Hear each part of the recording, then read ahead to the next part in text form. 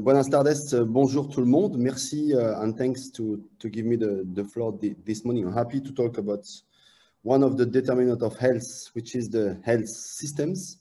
And specifically, as you know, health system reorientation is one of the determinants of health and one of part of the health promotion. And equity is also key of health promotion values. So I will do a talk about what we try to do with colleagues in West Africa on access to healthcare for the worst off. Let's see what's wrong. Okay. So you probably know, or if you don't know, your family know that in most of the West African countries, we are still in a process of health financing where we are asking the patient to pay when they are coming to consult at the health centers, at the hospital. So user fees is still part of the policy instrument used most of the time and still are present in the day-to-day, at least in West Africa, but that's the same things in many other countries in the world. And that policy instrument has been pushed since the 80s by the World Bank and other international banks as part of the new public management instruments. And that's definitely a huge barrier for access to healthcare in many countries. And 20 years, 30 years after that, you still have some key global health leader that definitely said that user fees is definitely not the solution. And that's quite interesting that they are rediscovering the topic, but still in the day-to-day, people in most of the villages, most of the cities, at least in West Africa, are still have to face with that fees. And if you talk about policy instruments in the health policy studies, I will say that this is like a zombie instruments. I think nobody writes on that, so I have maybe to write a paper on that. But you have this topic on the policy scientists called the autonomy of policy instruments, meaning that you have some instruments that are still always the same, that we are always using in most of the reform and healthcare reform. And as our colleague in Canada in '93, they use the concept of zombie, saying that it's always coming back, and we always have people that believe that we need to ask population to pay user fees when they are consulting healthcare centers. But we definitely know, and evidence is very clear, that it's not the good way first to finance health systems, and then you impose a major barrier to everybody, and specifically for the poorest and the worst off. And in some countries, and I give you here just two reports, and there is a last paper that's been published last year that show that you still have hundreds of patients, and especially women, who came to deliver in the hospital where they were not able to pay, and they are detained in the hospital, and they cannot be released of the hospital before that they pay for the fees that they have to give. And that's the same thing in many countries. And I will not talk about Canada because this is also the mess in many provinces. But in West Africa, where I am working, that's still a major problem. And as you all know, everybody talk about universal health coverage, universal health care. But as this group of this consultation group from the WHO say clearly that it's definitely not fair and not effective to expand the coverage of healthcare for specific group, like the well-off group, before doing so for the worst-off group of the population where we are living. So we definitely need to find a solution to improve access to healthcare for the worst-off. But we have at least three major challenges to design a public policy or a health system that will take care of the worst off and that will try to exempt the worst off from paying the user fees when they have to consult. The first challenge is who will finance the subsidy for the Rostov? Who will pay for that? We know that in many West African countries, we are still in the process of cost recovering schemes, but that cost recovery scheme are too low to finance any use of healthcare for the Rostov, and they are definitely in conflict of interest because they are looking for money, and they will not improve the way that they exempt the Rostov to access to healthcare if they need the money to run the local health facilities. The second challenge is who are the Rostov? When you start to talk about that with colleagues everywhere in the world, they always say that we are all Rostov. You can be an indigent at the moment of your life, and that's definitely not an easy things to talk and to think on that. So, and we know that we can be indigent, we can get needs for specific material and social reasons, but maybe also for healthcare. So we need to go beyond the healthcare system. And the third challenge is how to select the Rostov. If you want to decide to give, for example, a free access on healthcare services for the Rostov, you need to select who are the Rostov. How you can do that? We know that identification at the point of use is definitely not enough because the Rostov are mostly not aware on that policy. So you need to increase the level of information. And you can maybe try to use some pre-identification process of selecting the Rostov, but sometimes it's costly and time consuming. So that's the three major challenges to implement an interventions to exempt the Rostov in our health systems. And one of the major challenges is that most of the health system do not take care of that topic and do not allow enough budgets for access to healthcare. And most of the time, they do not have enough budget for health in general. For example, in Senegal, the national budget for health is just 5% of the global budget of the states. So that's definitely not enough. But when you are looking specifically for the budget for the Rostov or for access to healthcare for the Rostovs, that's never enough.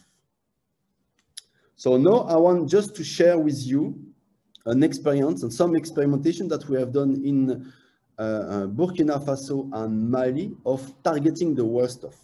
So targeting the Rostov is a selection of process for the Rostov, and targeting is definitely not the good word.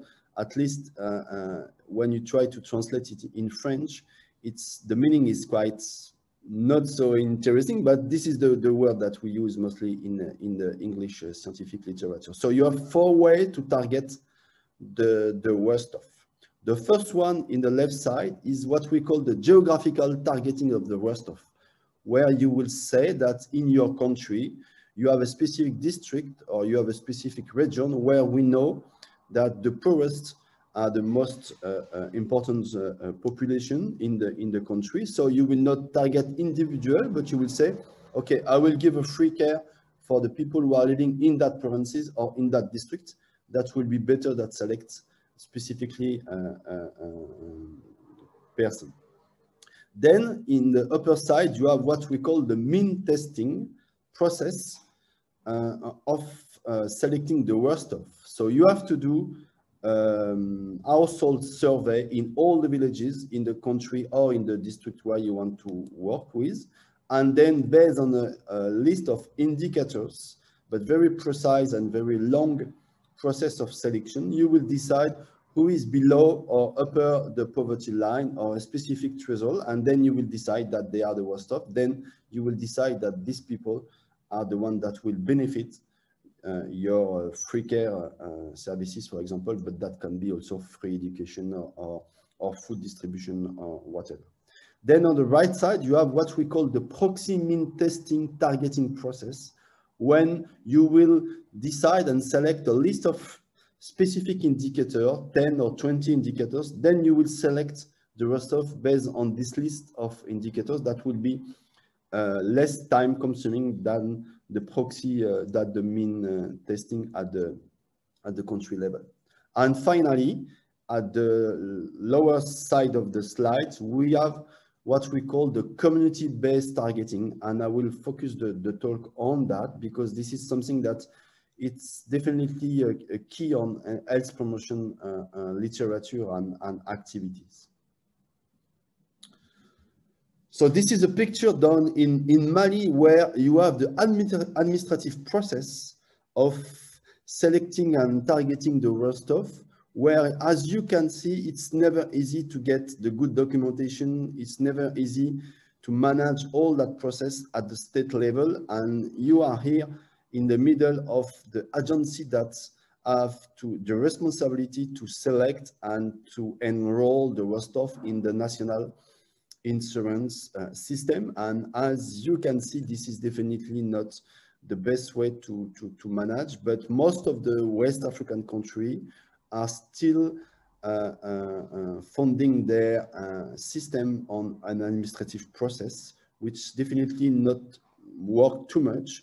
And as we know, most of the civil servants are never at the village level. They are mostly at the district level in the best case. And this is not where the worst of are. And most of the time also, as you can see in this slide where we have done a survey with more than 1,000 nurses in the country of Burkina Faso, as you can see in the right side, where the country and the state decided that care must be free for the worst of, just 7% of the nurses who are in charge of the health centers know that there is a national policy for free care for the worst off, and just 5% of them apply the policy. So as you can see, administrative process is sometimes not the best way to work for that specific topic. So what we have done in Burkina Faso during the last year, it's a community-based research with the village people, with the community health centers, where with an action research process, we first decide to define what does it mean in the local village with the local languages, the concept of words of, the concept of indigenous.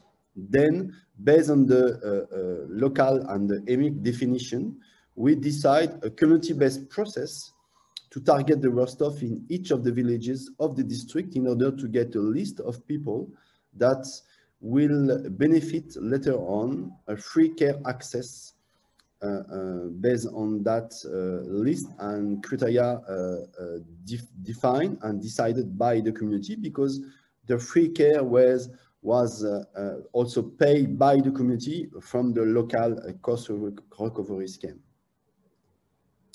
So that's the definition done by the community themselves about what they are believing, and this is their own definition about what they are believing, who are a worst off in their local context. So it's someone who is extremely disadvantaged socially and economically. So you can see both sides of the same coin of exclusion. First, socially, that they are living in a small village, but they are excluded inside the village, and economically because they do not have any support. And they say that the person must be unable to look after himself or herself and devoid of internal and external resources, because in the local context, many of the poorest are still receiving some support from their neighbor or from their family who are living in the neighborhood countries. But for them, this is the definition that they decided to use to select the Rostov. And we have done this action research in two parts of the country. The first one was in the rural side, and the second one was in the urban side, in the capital of Burkina Faso, Ouagadougou. But in the capital, as you can see in this picture, you have two types of neighborhoods. In the upper side of the picture, you have the well-organized neighborhood, but in the lower side of the picture, we have what we call the non-loti. That means the neighborhood where that's an informal settlement by the population. And we try to test the same community-based process, both in the urban and rural, and also in the urban. We try to test it in both type of formal or informal neighborhood in the capital. So what are the findings of the research done in that process? So first, what we see is that this community-based process was appreciated and socially relevant according to the population that we talk with. And there is a great sense of ownership of this community process. But that's work in the rural place, and that's work also in the urban unplayed area that I show you in the picture early. But that didn't work, was a mess in the urban area, and that's a major lesson learned for us on this community-based process. We were also aware on the fact that this type of community-based selection process at the rural area can increase the stigmatization and the clientelism. So we have done some research on that to try to understand it, and what we found is that this small-scale community-based approach didn't stigmatize the indigenous population, and there was very, very few process of clientelism.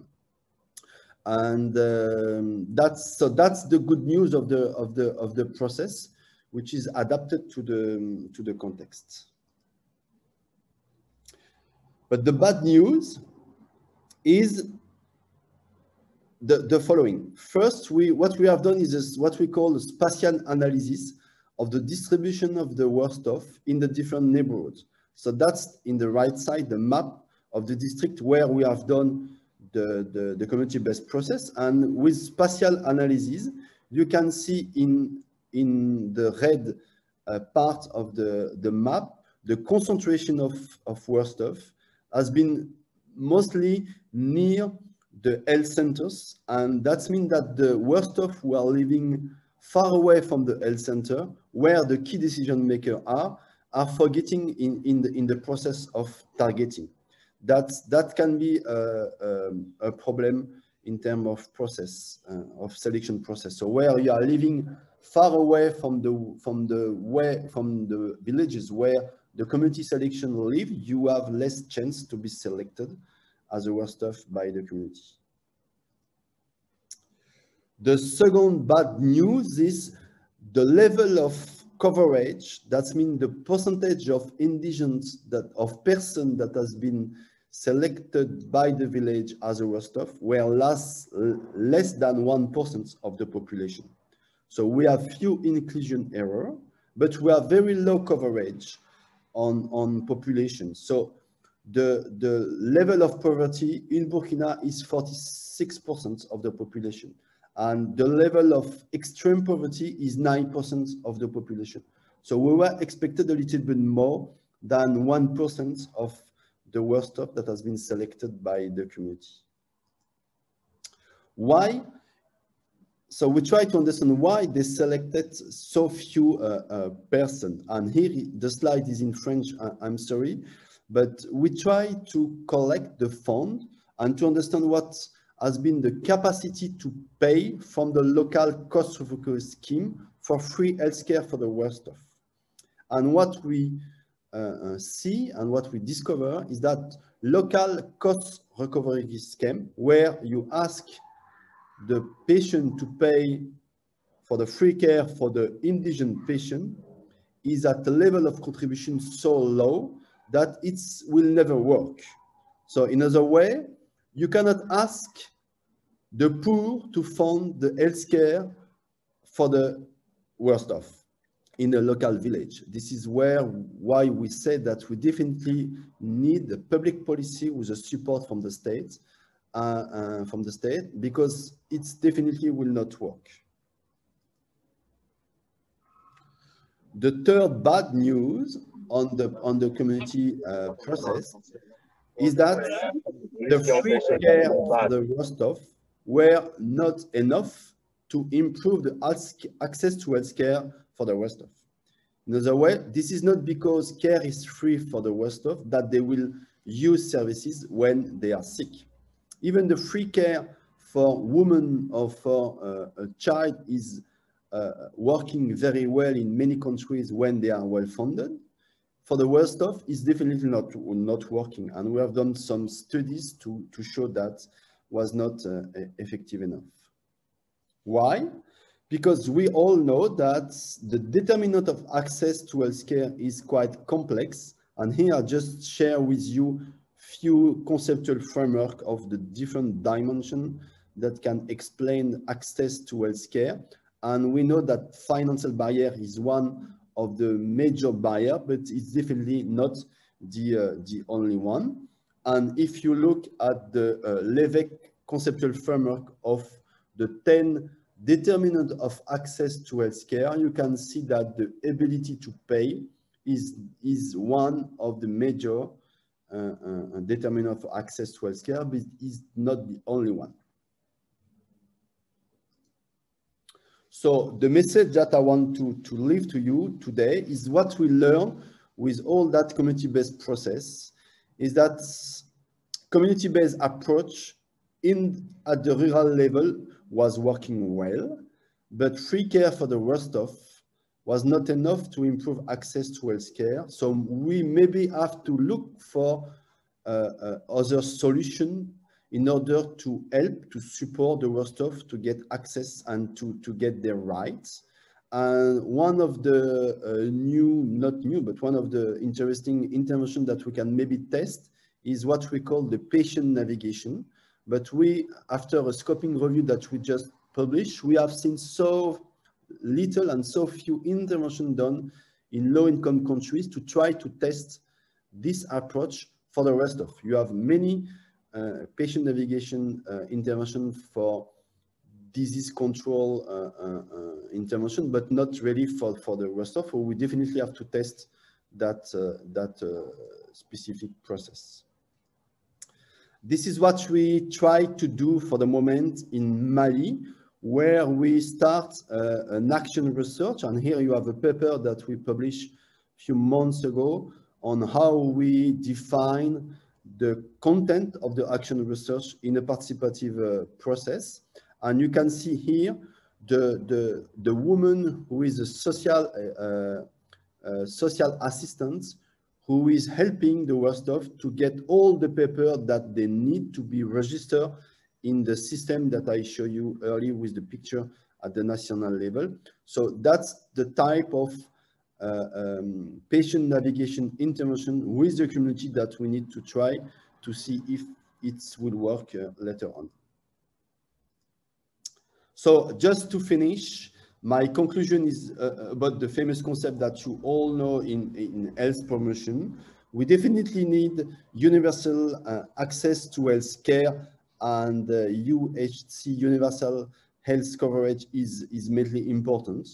We need to target the worst off to exempt them from the payments on user fees, but we need definitely to look for the proportionate universalism suggested by Michael Marmot years ago in order to adapt our patient navigation for the specific needs of the worst off to improve their access to healthcare.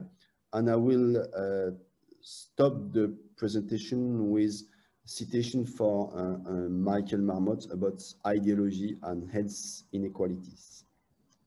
Thanks